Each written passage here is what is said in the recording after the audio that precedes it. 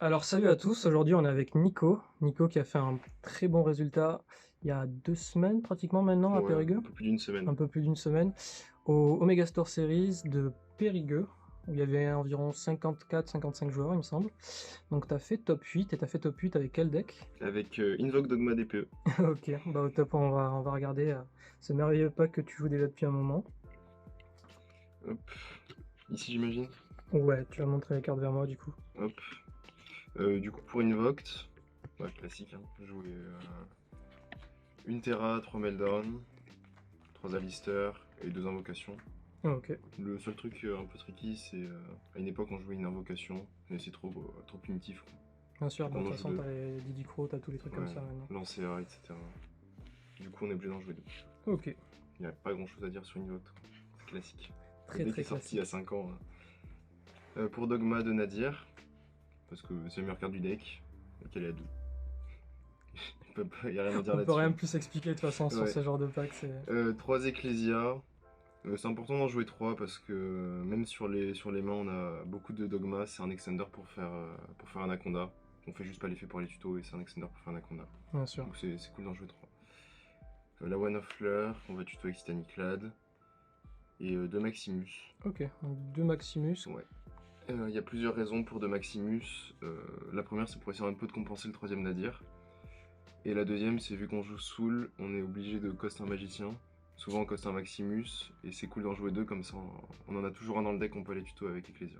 Ok. Hop. Ouais, je vais ranger ça. Ah. Hop. Un Punishment et un Schisme. Punishment, souvent on va la tuto, sur les mains on a beaucoup de dogma. Et du coup, soit on a déjà une fleur de lys, soit on a déjà Maximus, et du coup on a une free tuto avec Ecclesia. Et Schisme parce que ça fait Winder, on va la tuto avec Apka, et c'est trop fort. Extrêmement fort. On joue des PE, donc 2 fusions de l'AD, un Céleste et un Dasher. Somme toute très classique, Très on va dire. classique, quoi. Et là c'est un peu les free spots, là on a fait des choix. Et ce qui me dérangeait le plus avec le deck, c'était la consistance, c'est qu'il y a des mains où on peut pas jouer au jeu, c'est un peu terrible. Et vu que j'ai pas prospect, j'ai pas pu jouer les prospects, j'essaie un peu de compenser comme j'ai pu. Du coup j'ai mis 2 souls.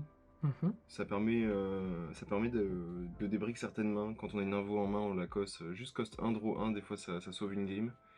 Et ça permet d'extend pour faire Anaconda sur Tout à certaines fait. mains, quoi. J'ai joué 2 TTT.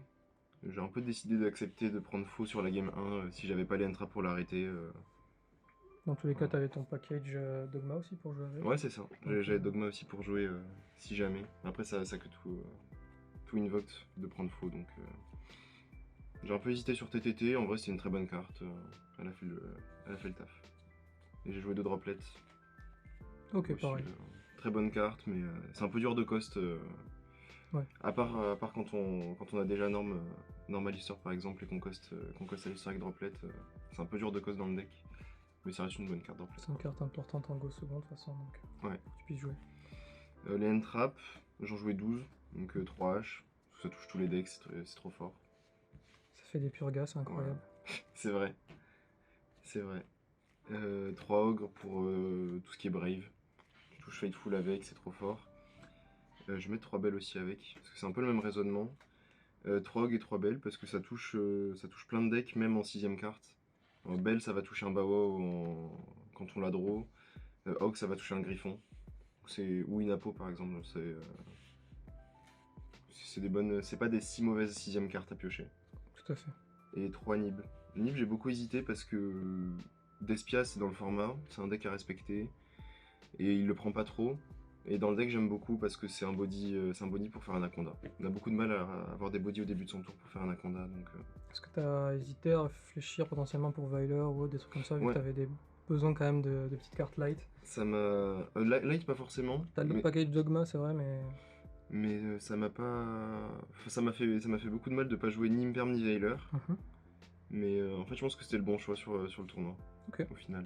Les Entrap ont bien perf. Je m'étais beaucoup préparé pour prendre Kids et au final, j'en ai pas joué. Mais les Entrap ont quand même été bien fortes. Surtout que Belle, elle m'a fait plein de games. Tout à fait. Donc c'est bon pour le main, vu qu'on est à 41 dans le main.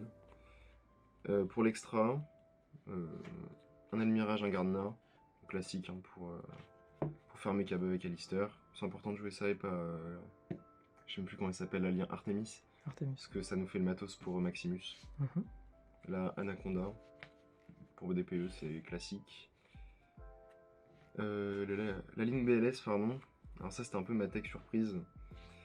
C'est une carte que j'ai pas souvent sortie, mais c'est une bonne option à avoir. Parce que souvent on termine son tour, on a fleur en main, on a un Maximus qui traîne, des fois on a un schisme qui peut spam une construct, donc on a toujours plein de body, on sait pas quoi en faire. Et c'est une bonne carte, ça permet de. Ça solo win le match-up contre SS. Je l'ai pas beaucoup, je l'ai invoqué 2 fois je crois sur le tournoi, c'est 2 games que j'ai perdu, mais que j'aurais remonté si le mec avait pas eu une out. Une fois je l'ai invoqué, le mec il avait une droplet, bah, il l'a passé.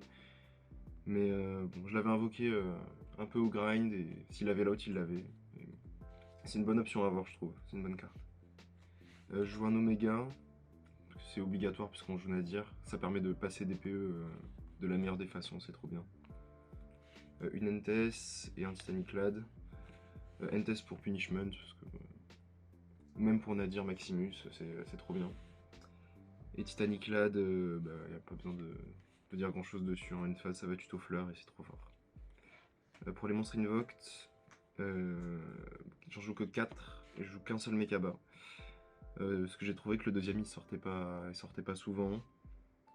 Ogoïdes c'est la meilleure carte du deck. Et, Raijin et Purga je les ai pas trop invoqués, mais quand on les invoque en général ça gagne la game. Donc c'est cool. Et Raijin, il y a des situations où on prend de roll et on le fait. Ça nous permet de finir sur un meilleur board alors qu'on a pris de roll. C'est un peu bizarre, mais c'est cool de l'avoir, c'est une option à avoir. Les monstres Shadow, donc une Winda, une Apka, une Construct. Apka pour aller tuto défausser Schisme, Construct pour récupérer. Il y a des situations contre Ellich aussi, on peut invoquer Construct avec Schisme, mais on envoie le Ellich qui est indestructible au cimetière. Mais en vrai c'est rare, c'est assez rare. Et des PO. Tout à fait. Voilà. Parce que du coup, sur ce choix-là, tu auras peut-être un changement à faire sur le BLS. Le BLS avant c'était le deuxième Mekaba en fait. Et je trouvais vraiment que le deuxième Mekaba arrivait pas souvent. Et c'est une bonne option. Je pense que j'aurais 2 Mekaba si je devais le cut. Ok. Et est-ce que tu as réfléchi potentiellement à passer du Link Spider potentiellement sur Nibiru quand tu fais ton Prédaplante? Je prends pas du tout Nibiru en vrai dans le deck. Non, je prends pas vraiment Nib. Le seul truc sur lequel je peux perdre, c'est si le mec il a Nibim Perm, qu'il attend, enfin je fais Mekaba, il attend que je fasse Anaconda par exemple sur des mains un peu bizarres ou que je spé Maximus. Mais en vrai. Ça arrive très très rarement. Même, en vrai, les rares fois même où je prends Nibiru, j'ai déjà fait Nadir ou Ecclesia, donc en fait je pourrais même pas faire Anaconda. Donc dans Link Spider, je pense pas.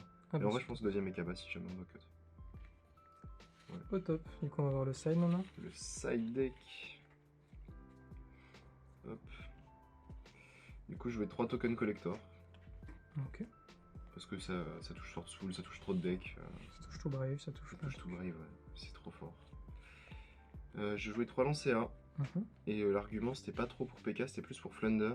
Parce que vu que je jouais ni Veiler ni Imperm, je respectais pas du tout Flunder en vrai dans mon main deck. Il me fallait une grosse carte pour vraiment toucher le deck. Donc Lancea c'était bien, ça touchait d'autres decks aussi, ça a pas mal touché Branded. Ok. Aussi. Je jouais 3 de Cherries. Alors l'argument derrière ça, et un Mew du coup, en target supplémentaire. L'argument c'est que je targetais Cyber Cell Leash et je targetais Prankis Brave. Et ce que je me suis dit, bon Cyber Cell Leash en fait, Reaper c'est la seule carte qui est sûre de le toucher. Parce que souvent ça joue des gros outs, ça joue des griffes, enfin ça joue des trucs qui vont nous embêter. Donc c'est la seule entrap quand on a juste une entrap, c'est sûr que ça va l'embêter. Parce qu'on révèle DPE, il a plus de DPE, et Cyber Cell Leash sans DPE, c'est compliqué. Tout à fait. Et Reaper pour Mew. Parce que les Prankis Brave, en général, ils attendent pour faire Fateful de faire Mew pour Chain Block. Du coup, ils norment leur Prankid, ils font pas l'effet Fateful. On fait Reaper sur Mew. Et ils ont pas l'option de Link. Donc ils peuvent pas, en général, ils peuvent pas faire l'effet pour les tutos Dracoback. Et c'est compliqué s'ils veulent faire des PE, ils sont obligés d'utiliser leur token Brave. Donc en vrai, ça touchait beaucoup le deck. Je trouve que c'est une très bonne tech et j'ai pas joué un seul Prankid. Du coup, ça m'a servi à rien. Mais ouais, j'ai fait 2 miroirs dans le tournoi, donc ça m'a Ça m'a pas sauvé les miroirs, mais j'étais confiant sur le side, quoi. Tout à fait. Là, je jouais 3 cosmiques et un plumeau pour respecter un peu le liche quand même. Et une mine, parce qu'on a l'option d'aller la tuto avec Terra. C'est une très bonne carte. Ok, bah au top. Alors, on va revenir un peu ici. Yes. Est-ce que tu as des petites impressions à donner sur ton tournoi? Ouais, le tournoi était cool, ça s'est bien enchaîné. Bon, c'était un bon tournoi. Des petits match-up assez particuliers peut-être? J'ai joué contre un Unchained. Ghostbell m'a fait les games contre Unchained, c'était cool. J'ai joué contre un Base 45 aussi, j'ai fait pas mal de miroirs. J'ai perdu que contre Mehdi qui jouait DDD et en top contre Clément qui jouait Cyber Cell Leash. Ok, Mais non, donc c'est un fratricide c'est assez ça, j'ai perdu contre exceptionnel. deux pots et voilà. Ok, au top. T'as des petits remerciements ou quoi à faire? Bah, la team surtout. Et, ouais, c'est tout. Ah là, Ok, Axel pour l'idée de jouer Reaper aussi. très important alors. Eh ben, on te remercie en tout cas, on espère te Yes, revoir bientôt sur d'autres tops, il y en a des gros tournois qui arrivent. c'est vrai. Et peut-être avec un deck différent cette fois-ci. Allez, à plus.